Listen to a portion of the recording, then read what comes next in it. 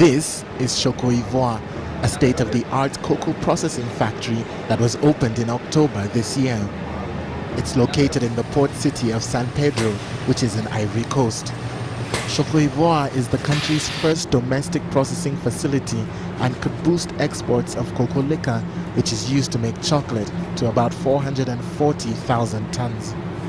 That's 10,000 tons more than the Netherlands, currently the world's largest cocoa processor.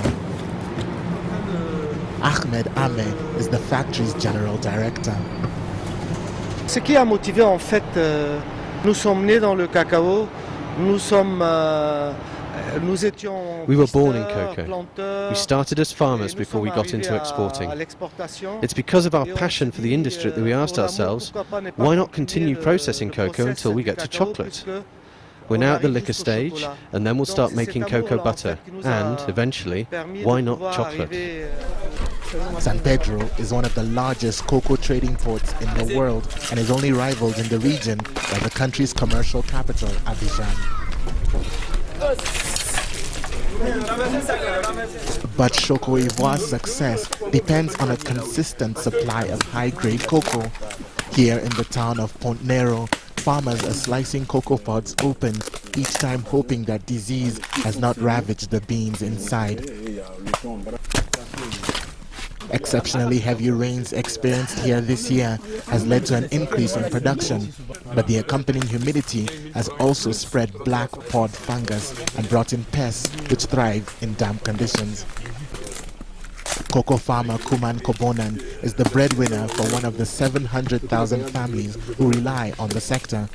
He's been battling black pod fungus for weeks and is afraid for his crop. When we find black beans, we lose out. We are wondering what to do because we've taken good care of the trees, but we always find infected beans. What can we do to get rid of these diseases? Sometimes we think that it's because of the soil here. Ivory Coast is the world's largest cocoa grower, producing close to 40% of the world's cocoa. The beans shipped out of Ivory Coast are mainly processed in Europe and North America and then used to make various chocolate products. Uncertainties over this year's crop have sent world prices soaring to their highest levels in 31 years. Experts say that better farming practices could help farmers curb the spread of the disease. La bonne pratique est que le planteur, quand il rentre dans sa plantation, les cabosses. When a cocoa farmer finds spoiled or dry pods in his plantation, he should remove them and also try and reduce the shade level. What is the shade level? When cocoa trees are too close together, they create a shadow which helps spread the disease. To reduce the shade level, he has to create some space between cocoa trees by cutting some down. But while some people here are worried about losing money this year, others are experiencing a boom. Deke Adama sells agricultural products like fertilizers and pesticides.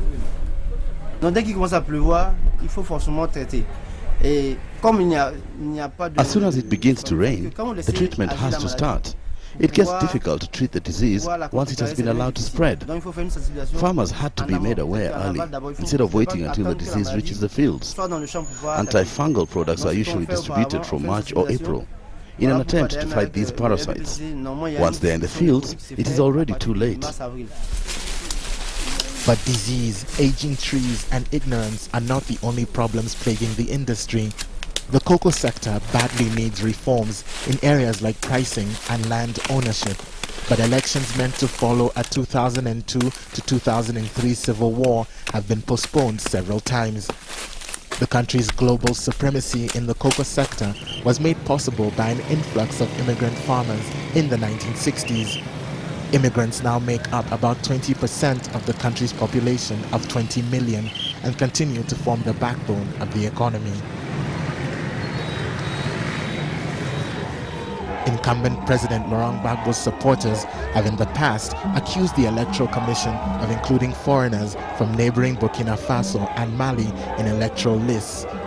The opposition maintains that this is an excuse to remove the names of people unlikely to vote for him. Cocoa farmers hope that the elections set for the end of October this year will help resolve tensions over land, nationality, and pave the way for improvements in their industry. Back in San Pedro, Isuf Belem is drying his cocoa beans in readiness for sale. He's been leasing 12 hectares of land here since he left Burkina Faso 25 years ago.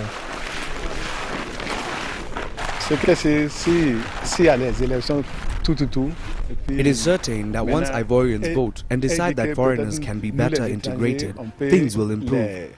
When things are running smoothly for them, we don't have any problems. But when they experience problems, we get scared. What is the problem between Ivorians and foreigners? When you're a foreigner, you have to concern yourself with what concerns you. You cannot start getting involved in Ivorian politics as an outsider and supporting political leaders in what is not really your business. Immigrants and foreigners are also found in the highest ranks of the industry. The country's largest domestic cocoa exporter, Saf Cacao, has been in operation for close to 50 years now and is run by a Lebanese family, the Lakis. Saf Cacao owns Choco Ivoire.